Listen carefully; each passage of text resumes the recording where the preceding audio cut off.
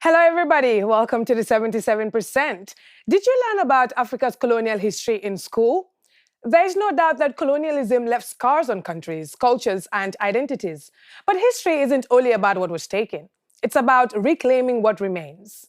Welcome to the journey of rediscovery. I'm your host, Fati Elika Muloshi.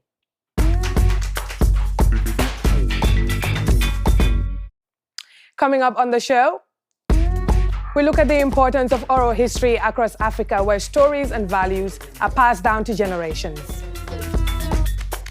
From Kinshasa to Windhoek, we spoke to scholars in our street debate on Germany's brutal colonial legacy in Namibia. And Mombasa food guide Kamli Dave takes us on a culinary quest to discover Swahili chicken biryani. African oral traditions have been passed down through generations and have long been dismissed as mere folklore. We asked the young 77%ers on the streets of Kinshasa what oral history means to them.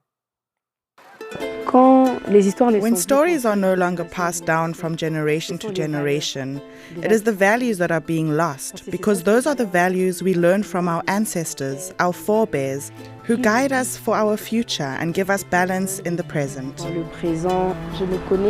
I don't know anything about the past or history of my tribe. The proof is that I don't even know how dowries are given in my place. The first thing that has been lost in all this is identity. Our stories are very, very important. And thanks to people like Congolese poet Myra Kavira, some of these stories are being told. African storytelling is an ode to learning from the past, healing the present and reimagining the future. Here she is. But who in such a world still has time for stories? One woman is making sure that we do. Oral tradition has always been part of Africa, and unfortunately, we leave our narratives to foreigners and they tell it as they wish. And that's how stereotypes about Africa are born. If we want to break the stereotypes, we must have storytellers. They cannot disappear. And Myra Kavira is such a storyteller. She narrates her stories to kids and adults alike, feeding their imagination with ancient tales and fables. She wants to preserve Congolese stories and uses her people's collective memory as an aid. Here's the story of the magic chives. It was a chive that grew so high it reached Nzambi, the creator. This is the wishing tree. It's a tree that shows two sides. It shows us what happens if we continue to pollute the earth. And it shows what happens if we change our bad behavior to good. This is what our earth would look like. For Myra, the stories have become her calling. She collects the old tales, invents new ones, and shares them with others on stage. She is best known for a story she called The Thing, a tale about men, women, and sex. Once upon a time, there were two countries. The first country was only inhabited by women. When a young man arrived in the village, none of the women noticed him. So he entered the room of a young woman. There was one time when I was performing my best-known story and my father was in the audience. I thought to myself, how am I going to tell a story that talks about sexuality when my father is here with guests? But my father was actually among the men in the audience who shouted, "The Thing!" So I performed it. The man began to touch her tenderly. And when she woke up the next morning, she told her friend, Madeleine, guess what? I met a thing over there by the river. Because she didn't know how to name the man. The thing is sweet. I like the thing. Myra did not always know she had it in her to tell stories. As a child, she was often sick, but that didn't deter her. She studied at the Kinshasa Academy for Fine Arts. She started performing and founded the Yafrika, a cultural and festival organization which has traveled across Congo and beyond. I realized that my work wasn't just entertainment, but that entertainment is really education and information. It's also about changing the narratives we have about ourselves, and I think I've done a worthy job. To preserve her stories, she has turned them into a children's book, and her grand plan is to make one of them into a movie. She's truly carrying storytelling from generation to generation in the hope that young people will be inspired to continue this legacy. Let's hope they do. Now, talking about generations, it's been well over 100 years since Germany's brutal rule of Namibia as a colony. They committed the 20th century's first genocide against the Nama and Herero people, and the effects of this can still be felt today. A few months back, I traveled to Namibia to find out how school kids at Jacob Maringo in Katutura are being taught about this history today, and most importantly, how it makes them feel.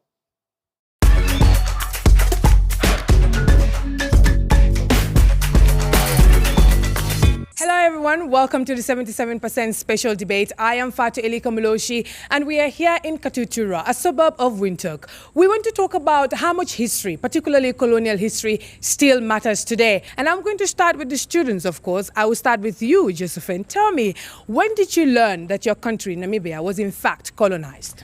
I learned this when I was grade 4. We had social studies in grade 4, and then they not like really in details, but like we got to learn about it in details. So what about you, Lina? My grandma, she was like taken or kidnapped by the colonizers, and she was telling us about it.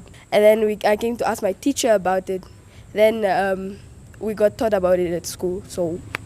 Okay. Nata, why is it so important to learn about this particular history, especially that for the students to learn about it? You need to know where you're coming from, what happened in the country. You need to know that certain mistakes shouldn't be repeated, and you need to know why there are certain dynamics in the country. Yeah. Have you also experienced the stories at home? Does that story in any way differ from what you've been taught in school, for example? I don't think this is different of the story where the one that was told home and the one that I'm being taught in school, because like my parents at home actually told us how they suffered back then, and also in school we're being told the same story, like about our school, how Miss Otilie came to this point of naming it Jacob Marenga, and how the names were named after the great heroes that really took part in these events. Germany, in fact, colonized Namibia from 1884 to 1915. And during that period, tens of thousands of Namibians were killed. Others were dispossessed of their lands, while some were kept in concentration camps. And so what aspect of German colonialism are you being taught in specific terms in your school? We are being taught about the good impacts and the bad impacts, the effects, the buildings that were left, the people that took part in this war. All right. So you said the good and the bad impacts. So what were some of the good impacts you were told? They brought clothes, they brought spices, they helped us build buildings, taught us more things than we knew before. What about you? Were you also told about some of the bad impacts? What could that be? Some of them Namibians were killed. They took natural resources from Namibia. They put Namibians in concentration camps and tortured Namibians. They made Namibians feel very bad. All right. It's very interesting. And that precisely will bring us back to the Herero and Nama genocide of 1904 to 1908. Looking at the effects now, what are some of the socio-economic impacts of those atrocities today? Land dispossession is one of the biggest ones because people lost their land, people lost their cattle. Remember, after the infamous extermination order, people were driven into the Omaheke. People went up to Botswana, wells were poisoned, and then the land was there for the taking. And the land was called Kroonland, and it was sold then by the Imperial Reich to settlers and farmers. And they could buy the land. Some generals got the land. But the land up to today is not in the hands of the people that had it before. And there was a curfew, and people were moved from the old location to Katutura. Katutura, where we're standing now, even means the place where we don't want to be. Kakurukadi Mungunda played a big role. Okay, the land that she spoke about, yes. Until today, we don't have lands. Most of the So land is still a contentious issue in Namibia? Yes, until today, most farms are owned by the Germans. You know, they are owned by whites and all that.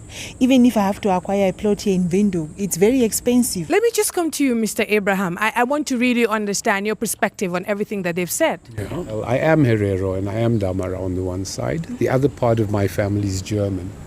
And there's this big conflict in between both of us. The Herero family feels that the genocide and everything is horrific and has stripped the country of its dignity and the Herero and Damara people of their lives and their future.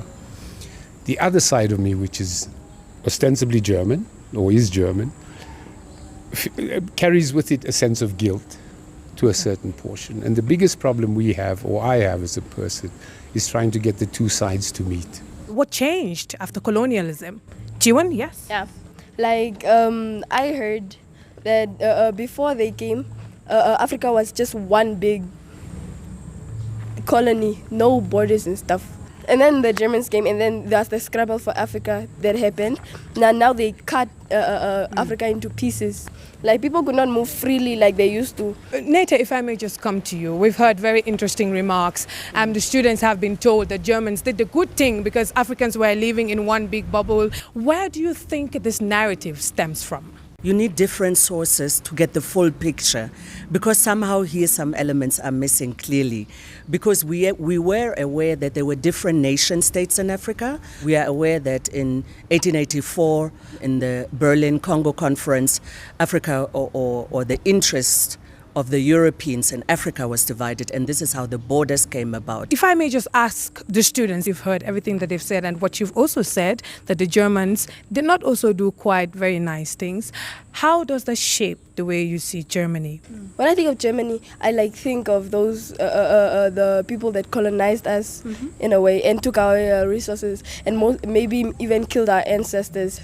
So now, moving forward. We can get past it, but we can never forget about what the Germans did to us. Even if we go to our family, like our grandparents, they'll still bring it up because that history really hurt them. You wanted to say something? Yeah, like if they return the skulls, I think that there will be peace between Namibian and Germans. By the way, there are about 400 Namibian assets housed at the German Ethnological Museum in Berlin, and some of them have never been exhibited. And if we're talking about, she mentioned money, and she mentioned about bringing back, the skulls. What exactly is that message sending here?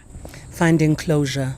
The Joint Declaration can play a huge part, working with the museums, working culturally together, getting information. What will closure take? Because right now, as of 2021, of course, we know it had to take Germany over a century before they could acknowledge that what happened to the Nama and the Herero people was in fact genocide. This is the period of 1904 to 1908. But now, as of 2021, Germany has committed to fund Namibia about 1.1 billion euros in development aid for the next 30 years.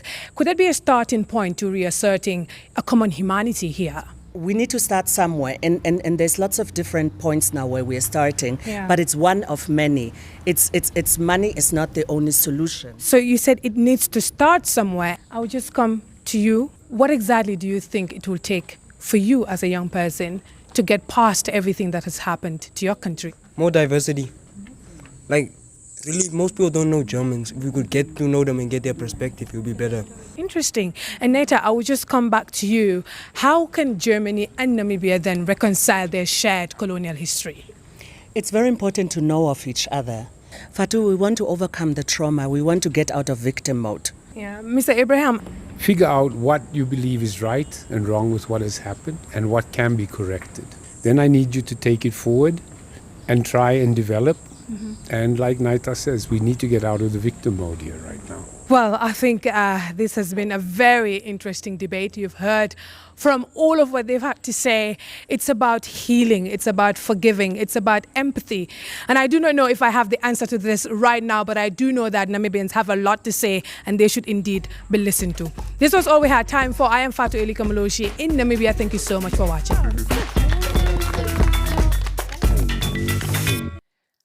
That debate was thought-provoking, even for me, especially the statement on finding out what Germans think about everything that has happened. So if you are interested in the full debate, you can find it on our YouTube page. But why did it take Germany so long to acknowledge a genocide and take responsibility for the past? We took to the streets of Berlin, where citizens couldn't name a single former German colony on Africa's map. So we asked Sebastian Conrad, professor for post-colonial history, why Germans know so little about their colonial history. In most societies, the colonial past is not very present. But it's probably even more so in Germany, and that's for a variety of reasons. One of them being that in Germany, the colonial past ended just much longer ago than elsewhere. And for that reason, it has largely been forgotten in public discourse. The second reason is clearly the role of the Holocaust in public memory. In the German context, the Holocaust is the dominant memory, and that has led to the marginalization of all kinds of other memories. There is sometimes a convenient way of delegating the colonial issue to the past, and that's a way of not speaking about racism in the present. That is worth pondering over, and hopefully it's a starting point for better closure. But let's stay in Namibia, because from the capital, Windhoek, we'll now head to the picturesque coastal town of Swakopmund.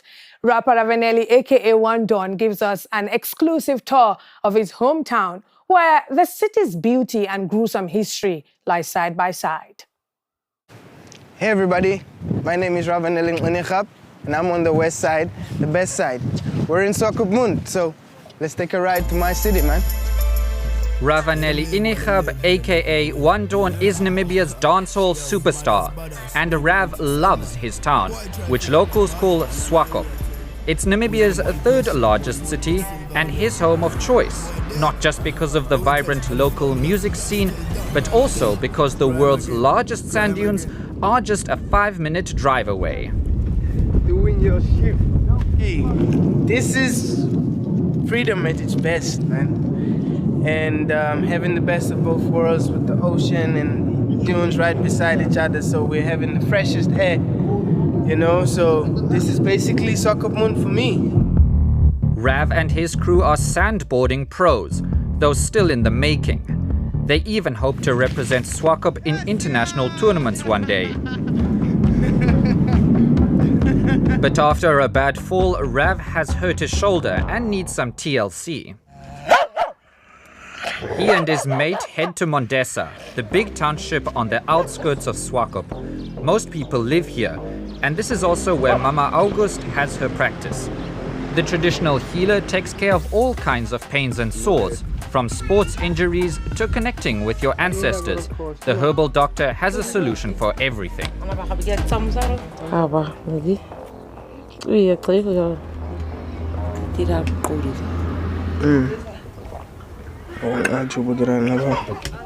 We don't really stress ourselves with Western medicines and all that stuff, because we know, we go back to the roots, because that's where we are. We're very spiritual and very rooted. The legacy of German colonial rule in Swakopmund still plays a huge role here today. In the first few years of the 20th century, German soldiers murdered thousands of indigenous people right here in Swakopmund as part of the genocide in Namibia. Ravanelli takes us to a mass grave that serves as a painful reminder to those that were killed.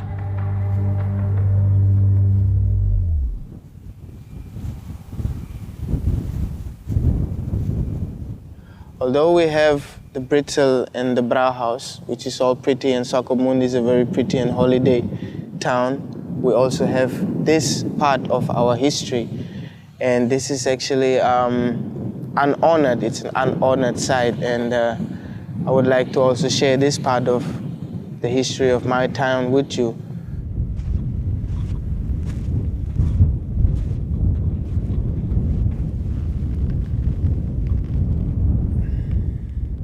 After visiting the dunes, the township and the mass cemetery, Rav heads to the old colonial center of Swakop to meet up with his friends. The beach is one of their favorite places in town, a perfect spot to end the day and think about the many extremes of their city. When you live in Mombasa and when you come to the center of town, it's like you come to a different town. It's like you're in a different city, man, because it's completely two different worlds. Yeah. This is basically like a little island, man. Yeah. So it's two different worlds that depend on one another. And those opposites certainly attract. Where else do you get German brass bands meeting Kwaito beats? For Rav and his crew, Swakop is the place to be. Now, not only European colonial powers influenced Africa. Centuries-old trade routes were responsible for the plundering of the continent. but also influenced the cultural mix that we find today on East Africa's Swahili coast. Together with a Mombasa local, we are going on a quest to discover some of the best chicken biryani in town. A vivid example of how Asian, Middle Eastern, and African culinary traditions intertwine. 2 hours of cooking, a blend of continental spices, and the long-grain rice delicacy biryani is a product of years of intercultural confluence. Known as an Indian delicacy, biryani was introduced by traders and laborers. But in Kenya, it evolved into something distinct, Swahili biryani. I'm Camille Debe, a chef by profession and a food tour guide here in Mombasa, where I was born and raised. My life revolves around food, so let me take you on this culinary journey about Swahili chicken biryani. While still being close to its Indian cousin, Kenyan biryani is a combination of local flavors, incorporating coconut milk, turmeric, and fragrant spices. Colonialism further intensified this fusion as Indian indentured laborers brought their culinary traditions to East Africa. Mombasa, a key trade hub, saw biryani evolve into a distinct Swahili version, reflecting the deep history of migration, trade, and colonial influence. But here, most biryanis begin at Makiti. Opened in 1914 and formerly known as Makinon Market, it's in the heart of Mombasa Island, and you can get basically anything. But we are here for the spices. Amar Musin Al-Kithiri has run the Sunrise Spices shop since 1989. Where do the spices come from? Here in Kenya, our spices sold them from Tanga or Morogoro. Tanga, they give us black pepper, cloves, and cardamom. Amar says the Swahili biryani is prepared using less spices than the Indian biryanis. The spice which stand the most is the Punjabi spice for the biryani, which I told you. Which they add a lot of things, the black cardamom, they add even nutmeg, and they add saffrons. Okay. And the bay leaves. So how does this dish come together after all? 30-year-old Rajab Simio is a self-taught chef who specializes in preparing Swahili chicken biryani. First, he skins the chicken meat and fries the onions. He then peels some potatoes and adds some food coloring. Next, he puts the chicken in another pot and adds some spices. But that's not all.